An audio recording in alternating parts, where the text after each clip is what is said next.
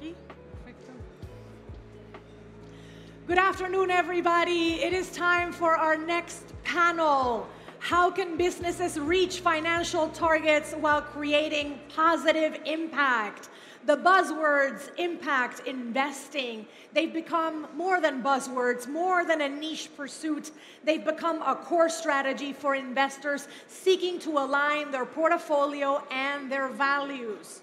We have reported that in 2023, 79% of impact investors met or exceeded their financial performance expectations.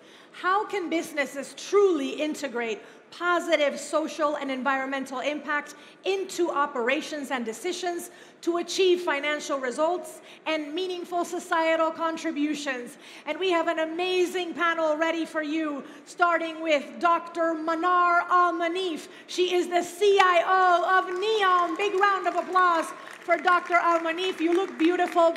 Welcome to our panel. Please take a seat. We have Jeremy Coller, the CIO and managing partner of Coller Capital. Jeremy, welcome to the panel. Please take a seat. And last but not least, Anthony Cripps, CEO and Managing Director of the Saudi Awwal Bank, SAB. Welcome, Anthony. How are you? All right. So I will go ahead and take a seat right here. On the what? So just like we did with our last conversation, if you were here, thank you for staying. If you are new to Lab 2, this is an interactive discussion. So if you have questions for our panelists, take advantage of the time that they are giving you right now. Raise your hand if you have a question, and we will have a mic runner bring a microphone to you. So let me start with Dr. Manar, over here to my left. With investors increasingly focused on sustainable impact, how are investment opportunities evolving in giga projects like NEOM, which you oversee, and what role does innovation play in maximizing both impacts and returns? Well, Mariana, thank you so much for having me here with you today. It's great to have you in Saudi Arabia, as well as have all of this fantastic crowd. When you speak today about impact investment, on investment in general, you're seeing a dramatic shift across all giga projects of how do we look at investment. It's no longer the ordinary way of developing investment opportunities. It's actually listening to market feedback, embedding flexibility in everything that you do that will help you to maximize the financial returns and the outcome that you want to deliver and develop at the end. And when you speak about innovations, people sometimes misuse the word innovation to think it's linked primarily to technology. Innovation goes across the board. It's not only technology. It's the way that you look at deals, the way you structure them, the way you partner with the private sector to achieve a common goal that will help you to achieve the KPIs that you've set forward in developing. And as giga project in general, all of the giga projects have three main pillars that we're working on: diversifying the economy, creating economic impact, and creating opportunities for the future generation of leaders that we're going to have in Saudi Arabia to develop. And when you speak about the role of innovation in NEOM, it's a very sensitive topic for us. It's a core pillar in our foundation. If you actually look at the vision of NEOM, we never said we're going to be the largest project, the highest building. On the contrary, what we've said, we're going to create the land of the future where the greatest minds and talented are empowered to pioneer the most innovative ideas with one limitation: it's their imagination. So innovation for us is actually the foundation of what we do. And it's a mix between listening to market, flexibility, and we believe NEOM is going to be the spark that will actually initiate a lot of new projects, a lot of new ideas, and take them to market. I love what you said. So first big takeaway is innovation doesn't necessarily mean just technology. It can be about imagining and reimagining, which is something that we've seen here in the kingdom in the flesh. Especially for me, it's my first time here, and the way that you've reimagined so many sectors is truly inspiring. Jeremy, on to you. Impact investment has exploded in popularity, there's no doubt. Given your role at Coller Capital and expertise in private equity and long-term capital allocation, do you believe this growth is truly sustainable and sustainable as a market force, or are we witnessing sort of a bubble about to burst? In other words, is there too much hype? Yeah, you know, it's not about being woke. It's about not going broke, as it were. It's all about materiality. So we're just a secondaries fund. We have about 20,000 underlying companies. But everything we do, we've won lots of ESG awards. So ESG, at its basic level, is about investment analysis, risk, and opportunities. But impact ESG is about doing good for society as well, putting your values in, but remembering that you've got a fiduciary responsibility. So if I've got time to give an example. Please. I'm an animal rights activist, so lay that on the table. We bought a business that uses 2,000 sheep a year. It's myeloma cancer diagnostic company, GIINsight, an oncologist. But it uses 2,000 sheep a year. Sheep that you eat are 2 years old. These sheep are killed after 4 years. I want the sheep to live out their full and natural lives. But I've got a fiduciary responsibility to maximize returns for my investors. So we sent our head of ESG to Vermont, where the pastures are, and we turned the sheep into maintenance workers. We put solar panels in the fields. The sheep eat the grass. They pay their way. Marginal profit for the company, because it pays for electricity into the grid and pays to warm the barns, etc. You know, that's in terms of the E. In terms of social, you know, it's the company we sold for 5 times our investment after 3 years, because and it was less susceptible to animal rights activists coming and saying you're exploiting the sheep and you're harming the sheep, etc. So on many different levels, it has an impact for the sheep and for society. But I think my main point is, and mirroring what you're saying, where there's a will, there's a way.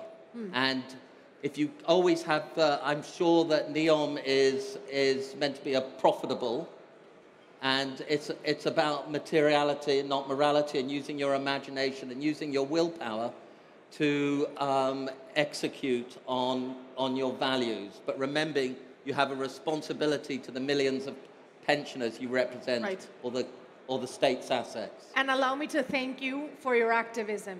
Oh, truly. On to you, Anthony. Which technologies do you think will finally unlock sort of the double bottom line in terms of making it easier to measure both financial and social returns from investments? Well, I think the answer to transition, if that's the question, is still an open-ended question. Everyone's committed now more than they've ever been before, but whether, and the answer is going to be a bit of everything. I mean, you've got green hydrogen in NEOM as the largest producer, and there's a great hope, I guess, in hydrogen as a transition technology. But you've got other factors that play. In Saudi, in particular, solar's an obvious answer. Saudi produces electricity cheaper than anybody. And someone yesterday said that if Saudi turned to having no oil at all and having only solar panels and batteries, its cost of electricity would still be 10 cents a kilowatt, which is a third of some countries that have pushed into other technology because they don't have the same advantages. So I think you have to have multiple strategies. I mean, as a bank, we're always analysing risk. But in terms of the transition economy, if you had this conversation 10 years ago, there wasn't enough projects for big banks to be excited about or big investors to be excited about. They were just too small. But now the demand is there and the returns are becoming visible and obvious. And transition is maybe already, but will become the world's largest sector. So as a bank, we want to be involved in the fastest growing areas that offer the greatest returns for our shareholders. But it's also really nice to be able to contribute to society. I am not an animal activist, and I admire you for that. But I do have a very similar story on the impact you can have. I was in Singapore as CEO of HSBC, And I had to see a client that was the world's largest palm oil producer. The largest? Palm oil. Palm oil, okay. So there was massive environmental impact in Indonesia, which impacted Singapore because when all the fires to clear the land, the smoke would come into Singapore. It was a big problem. So I went and saw the chairman of this company as the world's largest producer, and I said, we have a problem because we won't be able to finance you unless you address this issue. And he said, well, what do I need to do? And I said, well, you need to put a plan in place and communicate that to everybody to say you're going to help with the problem rather than not doing anything. So they did put a plan in place. It was educating the farmers on how to clear land, not using fire. It was incentive programs around the certification process, which was validated independently. Anyway, all of this happened, and within 2 years, there was no smoke. So it was a really big impact that was driven by our company, which is a finance company. And when people start to see the linkages in the ecosystem, Yes. everyone works together and it works. Thank you for that, Anthony. I love these concrete examples because truly we've all been bombarded by so much data, I believe, and there's so many panels to see that it's those personal stories that really stick with folks in the audience. This panel has gone by so quickly. We unfortunately have only 5 minutes left, so if anybody wants to ask a question, make sure you raise your hand. We have one question here. The production team, Miguel, can we get a microphone for this gentleman right over here, please? If you can introduce yourself, your name and where you're from, we'd love to get to know you as well. All right, ladies and gentlemen, salam alaikum. This is Mat'ab al-Shammari, Chief of Staff of Hisense Global, official partner of Real Madrid. It's a great pleasure being here and meeting a lot of ex-colleagues and government officials at the same time, welcoming people newly to Saudi Arabia. And definitely the question and the subject is actually attractive.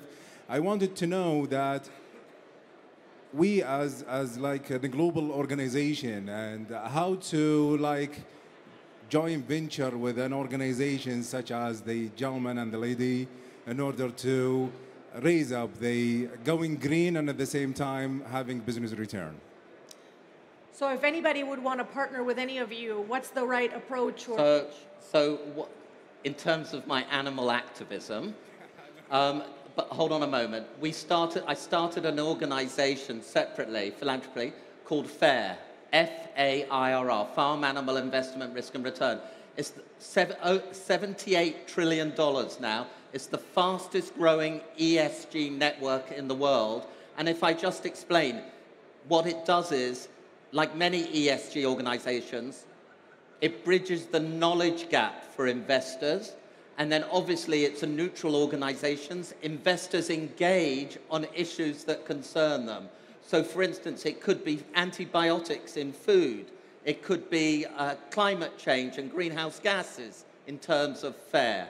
So there's ESG organizations that you can join, F-A-I-R-R. Dr. Manar, any insight for the gentleman here? NEOM is developed on the basis of ESG. NEOM is going to be powered by 100% renewable energy.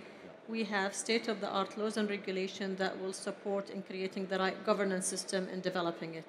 We believe any business that will have a presence in NEOM, we're helping them to actually meet the first step of ESG, where renewable is already sorted, focusing on creating an exceptional quality of life, as well as introducing new ways of how businesses will grow in NEOM, will help you to focus on the first aspect of ESG.